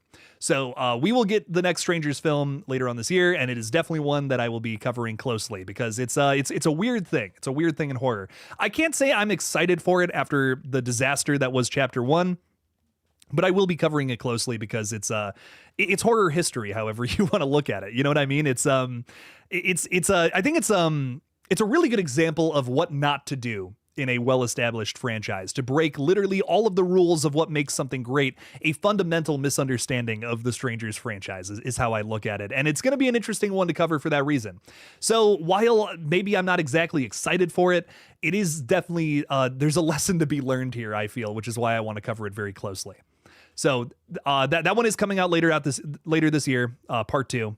And part 3 will come probably shortly after. We'll probably get that one in spring of next year would be my guess, is chapter 3. So Erica is saying show of hands of everyone who has followed the gaming channel to help make it hit 1,000 subs. I see a lot of hands out in the chat there. Thank you guys. Appreciate that. Again, if you haven't subscribed to the gaming channel, I know I talk about it a lot, but it's Madison and I's baby, and we would love to get that bad boy up to 1,000 subs. So go subscribe. Even if you're not really crazy about horror content, it would help us a ton. So check it out. Give it a subscription, and hopefully we'll hit 1,000 subs sometime soon. That'd be great. That'd be awesome. Ty is saying, did you see Barbarian is on Tubi? I actually started it the other day. I put it on just when I was between stuff. Watched about 20 minutes of that movie. I love Barbarian to death. I am hoping for a physical release of it. Maybe with Weapons coming to theater later on this year, we get something. That'd be cool. I hope. We got the follow-up from Zach Krager coming out later this year, which is highly anticipated too. So very exciting stuff there.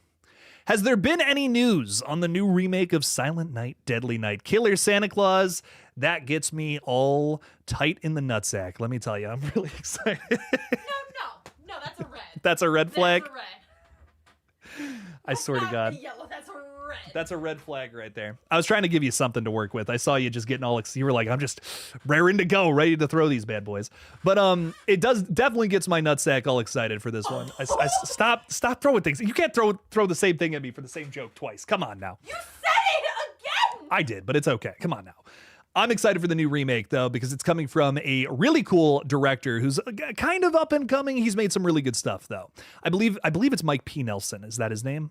I want to say that's his name. He made a really good short in VHS 85 that I enjoyed quite a bit. Let me tell you, it's called like No Wake or something along those lines, and it is a really cool 2-parter short film that is in multiple sections of VHS 85. The guy also made what is, in my opinion, the best Wrong Turn film, Easy, the Wrong Turn remake from 2021. And I love his work so far. I really like all the things I've seen from him. He's yet to disappoint.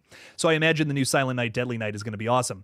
And Halloween Ends fans, perk your ears up, baby. Guess who's starring in this bad boy as the main killer, Billy? It is going to be Rowan Campbell, everyone's favorite killer in the Halloween franchise. Corey Cunningham, baby. So he's back to kill once again. I'm so excited. I can't wait to see. I can't wait to see what he does with that role. I think it's going to be even better than Halloween Ends, which is a not too high of a bar to cross. Jess is saying, do you want to hear amazing life advice from Teddy? Madison getting mad at Jake? Me trying to handle all the chaos? Head on over to GullGotha to see it all go down. Yeah, that's an accurate trailer. I should... That's an accurate synopsis of the dude, gaming channel. That's so funny. That is unbelievably fun. That is such a great description. Mindset. Strong mindsets. If you've seen the gaming channel, you know the jokes. Get in on the inside jokes. Come on now, people. Anyways, what else is going on? What else is happening here? Froggy Fresh Shitpost is saying, for my Final Destination ranking, probably going to do a tier list since it's less effort than a scripted video. Yes, but the more effort you put into a video, the more people will respond to it. It is a tough line to toe.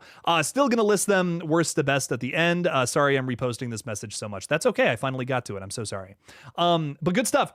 Make it special. Whatever you do, make a YouTube video as special as you can. Vimp, who was saying I was hot earlier. Trust me, I saw that. Saying, how would you feel about a Your Next remake? I don't think it needs a remake. It's a great film. It's a staple of 2010s horror. I don't need a remake. Maybe a weird sequel, like what they're doing with Ready or Not. I wouldn't be against that. I think you could do a sequel to that film. If they can find a way to do a sequel to Ready or Not, they can find a way to make a sequel to Your Next. I'd be open to that. What are you laughing at over there? This one? Down. This one? Down. This one? Down. This one? Down. Oh, God damn it. I'm not reading that. Anyways, damn. What's going on here? Ghostface is saying your baby is the gaming channel. Pff, my baby is The Rock. If you what? I don't know what you're talking about. I thought that was going somewhere. What else is going on? Danny is saying I loved the Wrong Turn film that takes place in the insane asylum. Oh, dude, yeah, Wrong Turn 4. It's got I have a love for that film.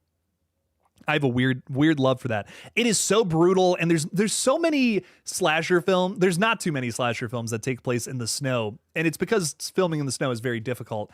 But it's a shame, in my opinion. I think snowy slasher films are such a great little weird, very specific subgenre, and most of them really hit for me. There's something so tragic and isolated about a winter set, anything in horror, and especially like The Thing is the greatest example of that, of course.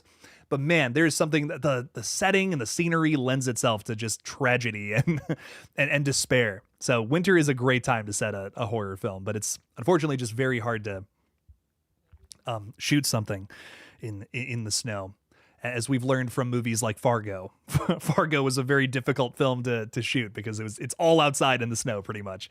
So Erica, I don't appreciate that message. What about the one below it? So many inside jokes from the gaming channel. See, if you have no idea what we're talking about, you got to check that out.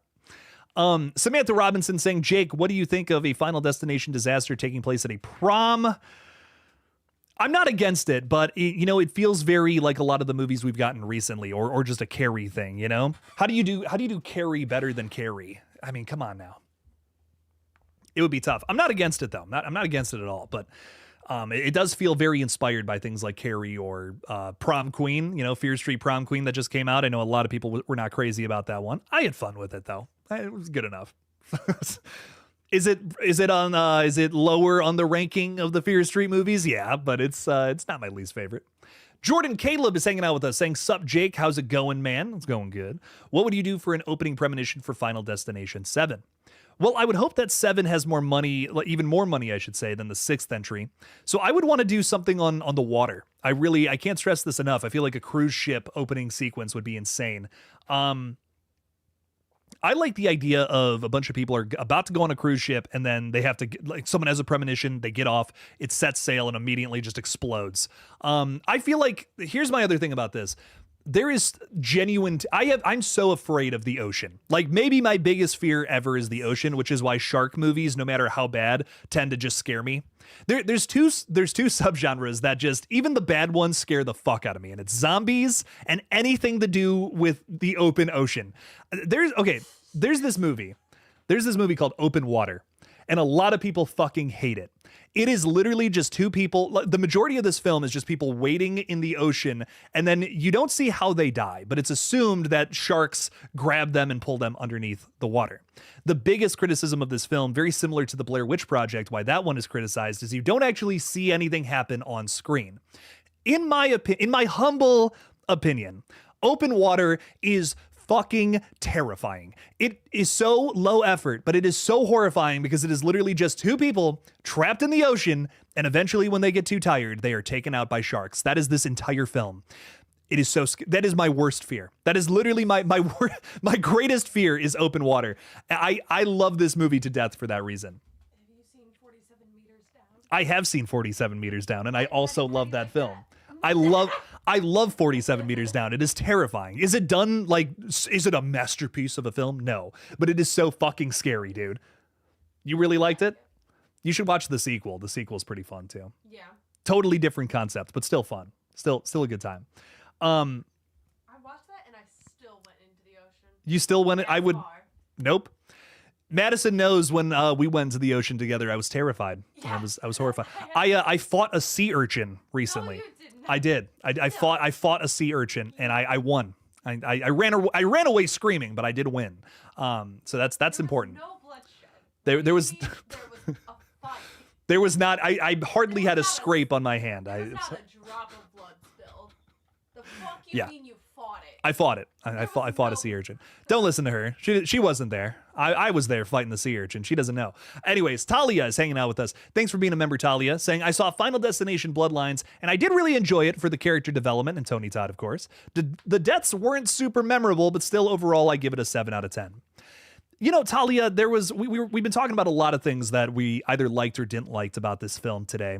Which has been a really fun topic, probably the highlight of this stream, besides all the weird interjections, which have been fun. But I do agree. This is the one thing walking out of the theater that I was definitely a little underwhelmed by. I feel like the kills, I don't know, the MRI machine death was really cool.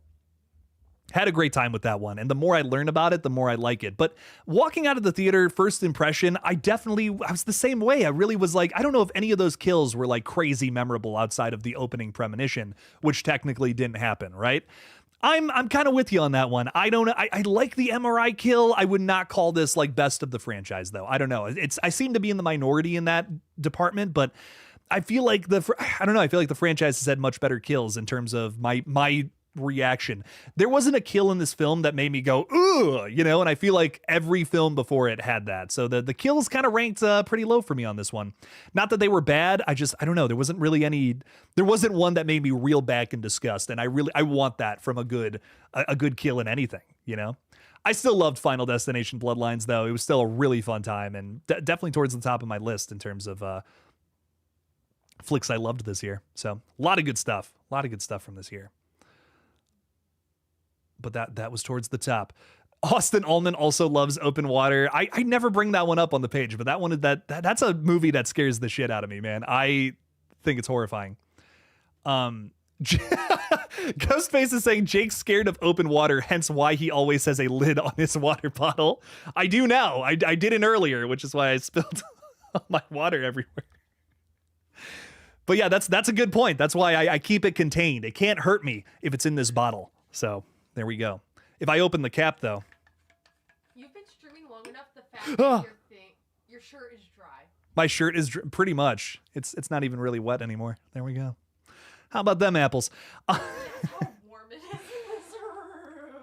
It's very warm. When my PC is going like this on a live stream, I get very sweaty. Let me tell you this. I'm so excited for when we live in an apartment together and we don't have AC all the time. It is going to be crazy. You're going to just see me pouring sweat on these streams moving forward.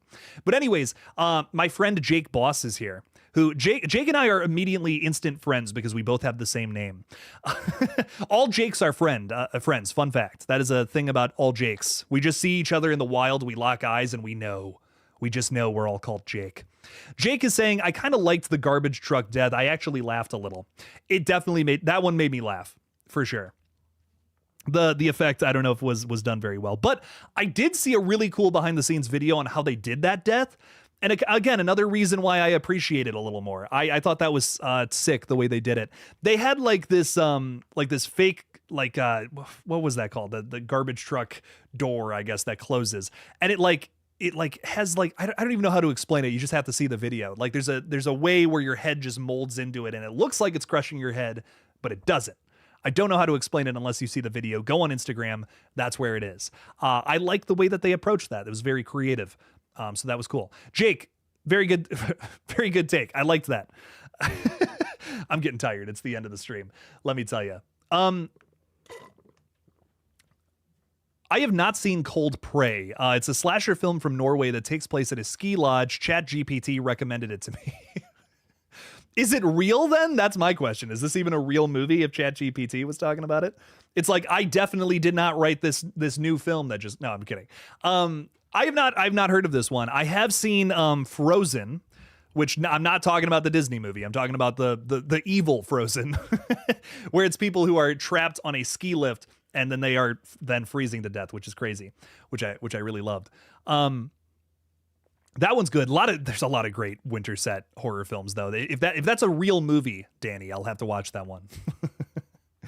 Universal Disappointment's recommending another good one too, saying, have you ever seen Triangle? It's another movie on the water that's really good. Highly recommend. This is a diamond in the rough. I feel like if this movie had more attention, it would be considered a horror classic, and I don't say that lightly.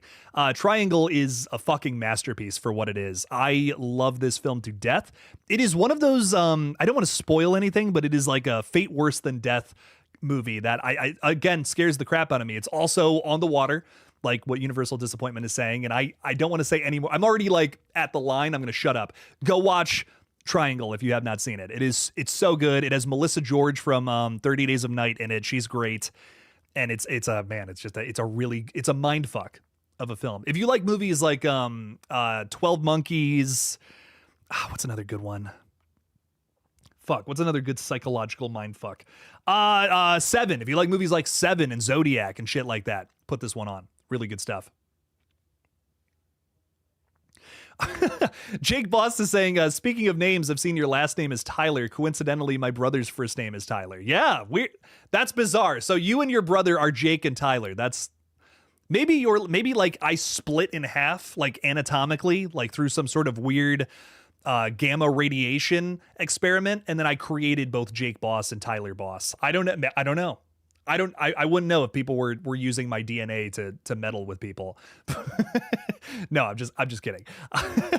Locked is hanging out with us too. What's up, Locked? It's been a while, bro. I've not been around in a while, but life is finally settling down. So I'm hoping to be back. Good, Locked. Dude, you're all good. As long as you check in with me every now and then, we're chill. I'm glad you're hanging out. I'm glad everything's good and everything's settling down in life. Because it can get crazy sometimes, let me tell you. But I'm glad you're here, and I'm glad everything's good. You got to find these little moments of peace between the weird little episodes of life, I think. It's really important.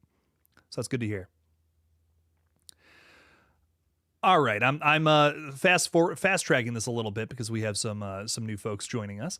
We have Sarah with a smiley face at the end of that. What's up, Sarah? Saying the end of Fear Street Prom Queen, and you're at the end of it, I guess. And I watched it when it came out at 4 in the morning because I was excited. The plot twist at the end credits, Sarah Fear got out of Nancy. Not to spoil it because this is a relatively new release. If you have not seen Fear Street Prom Queen, give it a watch, especially if you like the other Fear Street movies. I definitely did not like it as much as the first two, but there was some fun to be had with it.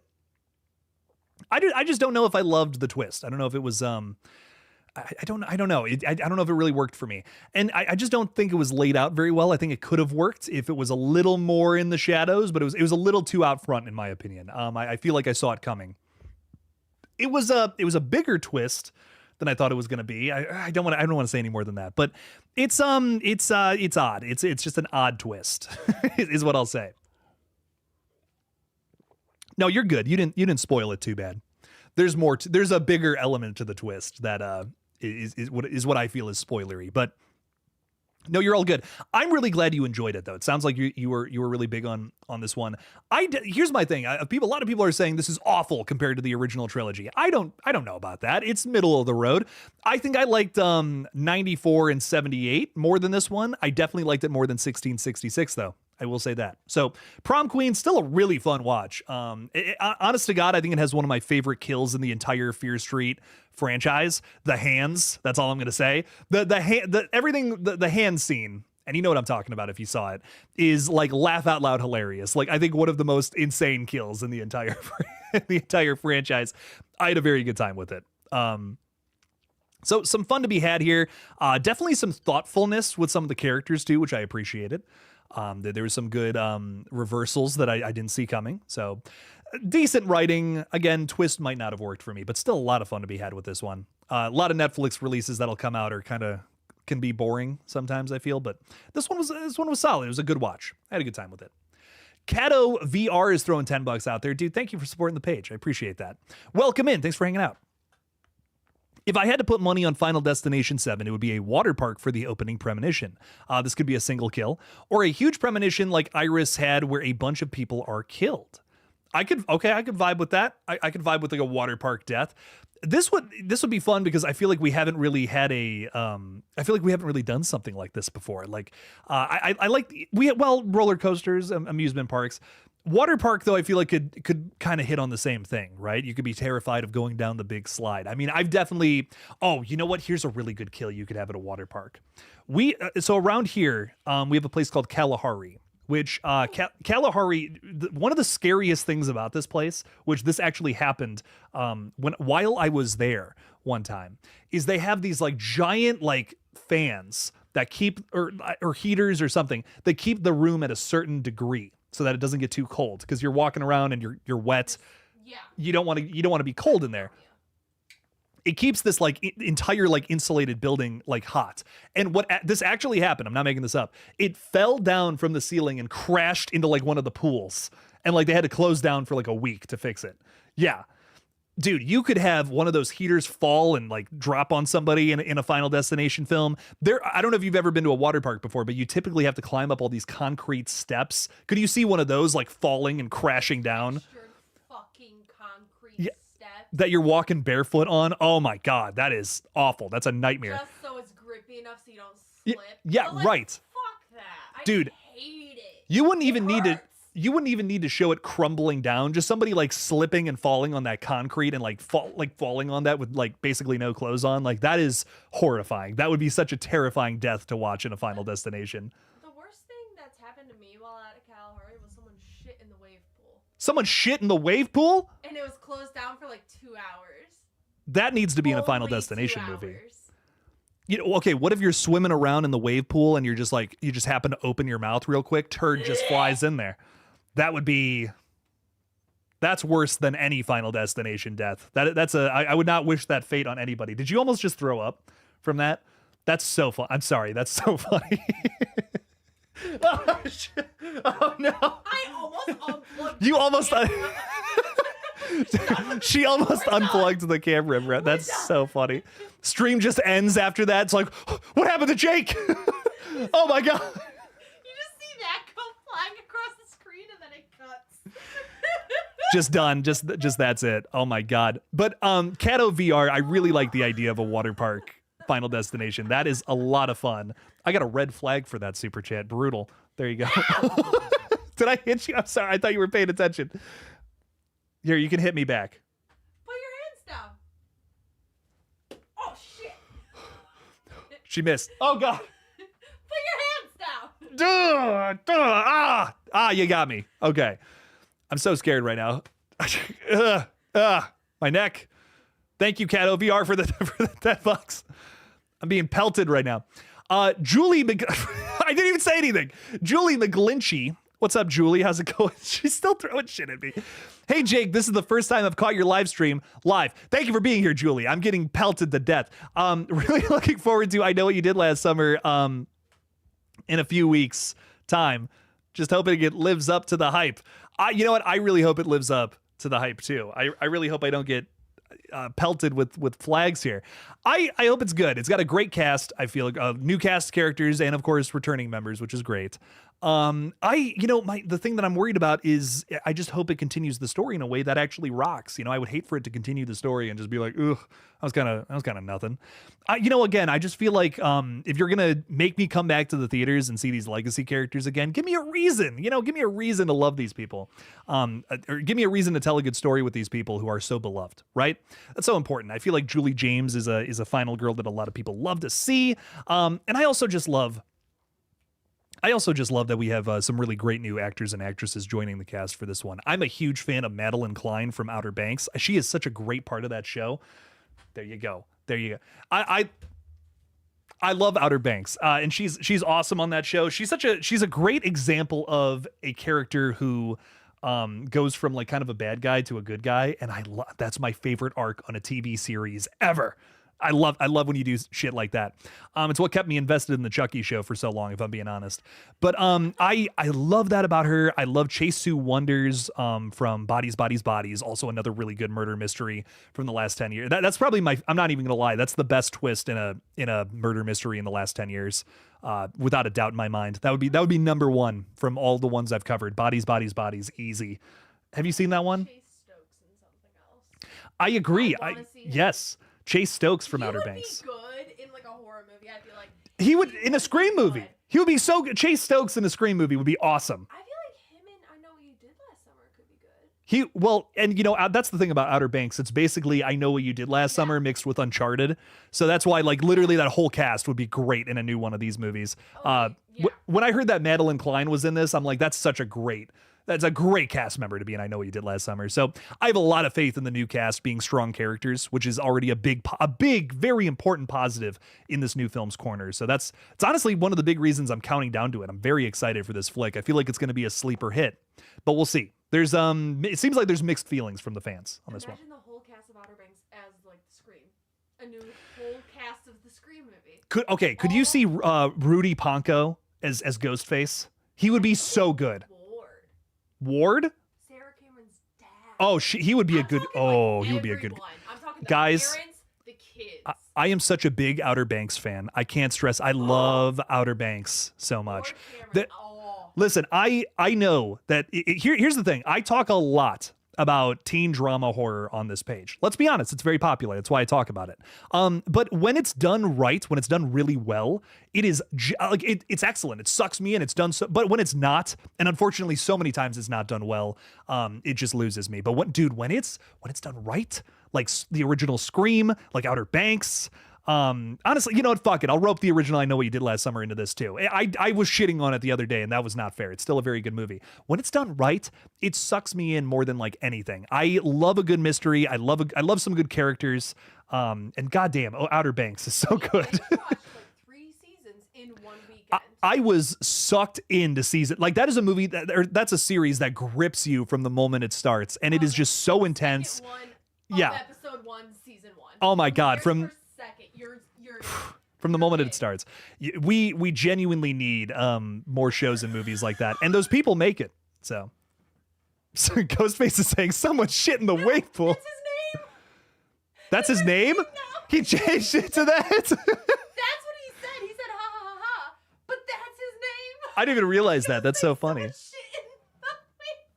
If that line is not in Scream 7, I'm gonna be so upset. I'm gonna lose my mind. Be like, no.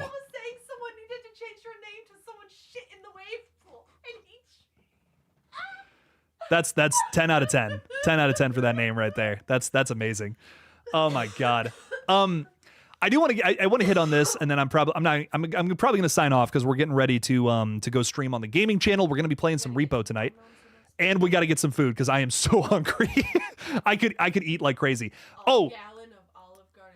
We might hit on that. Two things I want to touch on. Dave Sim, Jake, when can we get more Chicken Man content? Listen, I want to make a Chicken Man feature film. I want to do this.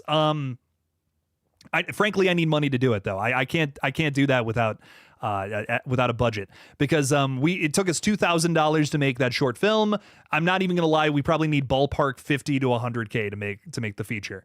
So that's gonna be something probably more down the line. But I'm working on it. It's gonna happen. I have a few projects I want to get to before that, including maybe another fan film. I'm really on the fence about doing another fan film, but I have a really good idea for something in a franchise that just went radio silent, and that's the one hint I will give you. So I have an idea for something. It's not Scream. That's not supposed to be we're not doing another Scream fan film. We did that already. We're moving on to something else. The other thing, but Dave, it's coming. I promise. We're eventually that's going to be, that's the project I want to build up to because I have a really good idea for something. I don't want to half-ass that. The other thing is Bradley Fleagle is joining us. What is up, Bradley? You're talking about a really cool movie that comes out next week that I'm really excited about. Dangerous Animals. Earlier on the stream, we talked about how terrified I am of being on the open ocean, horrified of it. This is a movie that is playing around with that in a very unique way about a killer who kidnaps people and feeds them to sharks on his boat. Great idea. I am hyped for this movie. I can't wait for Dangerous Animals. Your boy is definitely going to be covering that next week on top of the animated Predator film. So lots of reviews on the way. Holy shit. A lot of members only videos coming this week on some big May releases. Lots of really good stuff in the works here. But guys, thank you so much for the love and support on the stream today. It makes me so unbelievably happy. This has been one of the best streams I think we've done in a while. This was hilarious. But thank you guys for hanging out with us tonight. Really appreciate you. Join us later on the gaming channel for some really fun and creative bullshit. I don't know. It's going to be weird and funny. Creative? I don't know about that. But guys, thank you again for hanging out with us. Sorry about the Midwestern goodbye. And as always, don't forget to kill it out there.